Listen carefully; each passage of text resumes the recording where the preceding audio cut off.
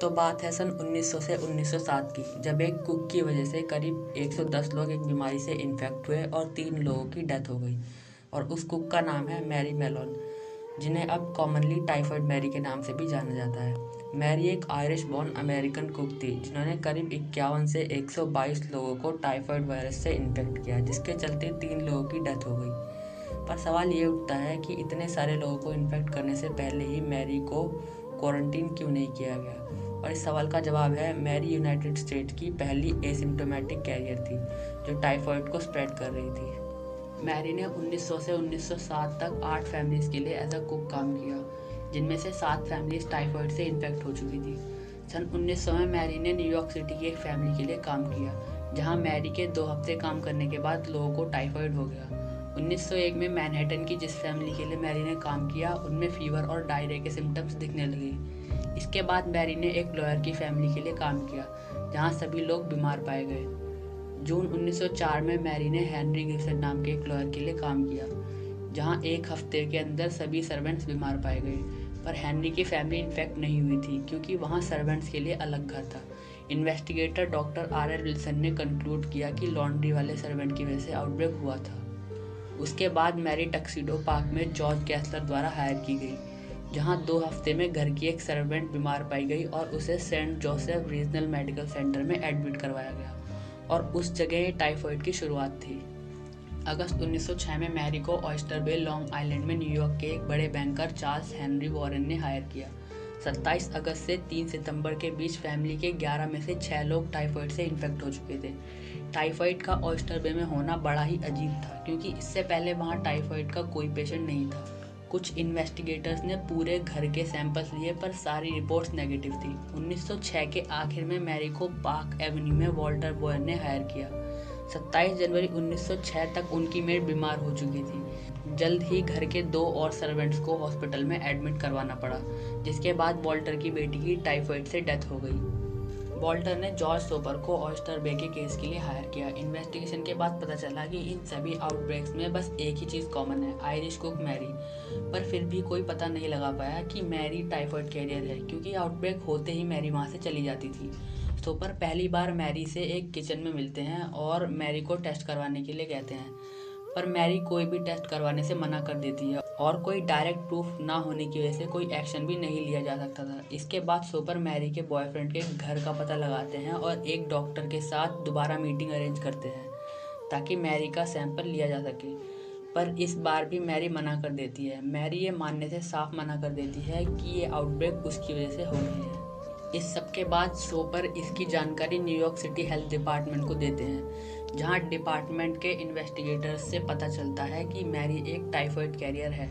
Mary को under section 1169 और 1170 के तहत पब्लिक हेल्थ थ्रेट मान के अरेस्ट कर लिया जाता है। मैरी को 5 पुलिसमैन और एक डॉक्टर ज़बरदस्ती एम्बुलेंस में बिठाते हैं और उसे विलियम पार्कर हॉस्पिटल ट्रांसपोर्ट कर दिया जाता है, जहां प्रेशर में आकर मैरी को सैंपल्स देने पड़ते हैं। 4 दिन तक मैरी को खुद बाथरूम यूज़ करना भी अलाउ नहीं होता। टेस्ट के बाद पता चलता है कि इन्फेक्शन सेंटर मैरी का गॉल ब्लैडर है। कुछ सवालों के बाद मैरी बताती है कि मैरी ऑलमोस्ट कभी हैंड वॉश नहीं करती थी। 19 मार्च 1907 में मैरी को नॉर्थ ब्रदर आइलैंड में क्वारंटीन कर दिया जाता है, और क्वारंटीन के दौरान टाइम टू टाइम सैंपल्स लिए जाते हैं। अथॉरिटी सजेस्ट करती है कि गॉल ब्लैडर निकाल देना चाहिए, पर मैरी मना कर देती है, क्योंकि मैरी ये नहीं मानती कि वो डिसीज़ कैरी कर रही है, और उस समय तक गॉल ब्लैडर निकालना आसान नहीं था। कई बार सर्जरी के दौरान लोगों की डेथ हो जाती थी। सोपर मैरी के केस का एक आर्टिकल बनाकर journal of American medical association में पब्लिश करवा देते हैं। सोपर के इस आर्टिकल के बाद मैरी को टाइफाइड मैरी के नाम से मीडिया में अटेंशन मिलने लगती है। इसके बाद सोपर मैरी से मिलने जाते हैं, ताकि मैरी को ये बता सकें कि वो एक बुक लिख रहे हैं, जिसमें मैरी की story as a part of royalty लिखी जाएगी। ये सुन के मैरी गुस्से में खुद को बाथरूम में बंद कर लेती हैं और सोपर के जाने तक बाहर नहीं आती। मैरी को उसका ये निकनेम बिल्कुल भी पसंद नहीं था, और इसके लिए मैरी ने अपने लॉयर को एक लेटर भी लिखा था। कुछ मेडिकल ऑफिसर्स मैरी के ज़बरदस्ती हुए क्वारंटीन से सहमत भी नहीं थे, और मैरी भी ज़बरदस्ती अरेस्ट की वजह से इमोशनल ब्रेकडाउन से गुजर रही थी। 1909 में मैरी ने न्यूयॉर्क हेल्थ डिपार्टमेंट पे केस करने की कोशिश करी, पर मैरी का केस न्यूयॉर्क सुप्रीम कोर्ट ने क्लोज कर दिया।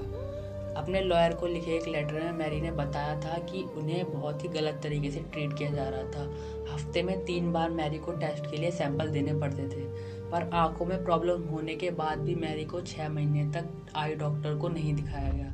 मैरी की आईब्रोज पैरालाइज हो चुकी थी और रात में मैरी को बैंडेज लगानी पड़ती थी। मैरी को इस बात पर कभी भरोसा नहीं हुआ कि वो एक टाइफाइड कैरियर है। एक दोस्त की हेल्प से मैरी ने अपने कुछ सैंपल्स की एक इंडिपेंडेंट न्यूयॉर्क लेबोरेटरी से जांच करवाई। टेस्ट के रिजल्ट नेगेटिव थे। नॉर्थ ब्रदर आइलैंड में भी मार्च 1907 से जून 1909 तक हुए मैरी के लगभग 35% टेस्ट नेगेटिव थे। 2 साल और 11 महीने क्वारंटीन में रहने के बाद Eugene porter, New York state commissioner of health, ये डिसाइड करते हैं कि डिसीज़ कैरियर को अब और आइसोलेशन में नहीं रखा जा सकता, इसलिए हम मैरी को छोड़ देंगे अगर वो कुक की जॉब छोड़ दे और ट्रांसमिशन रोकने के लिए रीजनेबल स्टेप उठाए तो। 19 फरवरी 1910 में मैरी अपनी कुक की जॉब छोड़ के हाइजीन मेंटेन करने के लिए मान जाती है और उन्हें छोड़ दिया जाता है। आइसोलेशन से निकलने के बाद मैरी लॉन्ड्री की जॉब स्टार्ट कर देती है, जहां मैरी को कुकिंग से कम पेमेंट मिलती है। कुछ अनसक्सेसफुल सालों के बाद मैरी अपना नाम चेंज करके फिर से कुकिंग स्टार्ट कर देती है। अगले 5 साल मैरी नाम चेंज करके होटल्स, रेस्टोरेंट्स और स्पा सेंटर्स के किचन में काम करती है। ऑलमोस्ट जहाँ भी वो काम करती है हर जगह आउटब्रेक होता है, पर वो अपनी जॉब जल्दी बदलती रहती है ताकि सोपर उसे ढूंढ ना पाए। 1915 में Mary Sloan hospital New York city में काम करती है, जहाँ 25 लोग इन्फेक्ट हो जाते हैं और 2 लोगों की डेथ हो जाती है। हॉस्पिटल के ही एक डॉक्टर एडवर्ड क्रेजिन सोपर को केस की इन्वेस्टिगेशन के लिए बुलाते हैं। हॉस्पिटल स्टाफ से पूछताछ के दौरान मिले डिस्क्रिप्शन और हैंडराइटिंग से सोपर को पता चल जाता है कि ये आउटब्रेक मैरी की वजह से ही हुए हैं। 27 मार्च 1915 मैरी को फिर से अरेस्ट करके नॉर्थ ब्रदर्स आइलैंड क्वारंटीन कर दिया जाता है, जिसके बाद मैरी 23 से ज़्यादा सालों के लिए क्वारंटीन रहती है। मैरी को नॉर्थ ब्रदर्स आइलैंड में ही एक कॉटेज दे दिया जाता है। 1918 में मैरी को मेनलैंड में डे ट्रिप के लिए अलाउ कर दिया जाता है। 1925 में एक लेबोरेटरी ऑर्गेनाइज की जाती है, जहां मैरी को बॉटल वॉशिंग और पैथोलॉजिस्ट के लिए ग्लास प्रिपेयर करने का काम मिल जाता है। सेकेंड क्वारंटीन के बाद मैरी अपनी पूरी लाइफ नॉर्थ ब्रदर्स आइलैंड के हॉस्पिटल में ही बिताती है और आखिर में 11 नवंबर 1938 में न्यूमोनिया की वजह से मैरी की डेथ हो जाती है।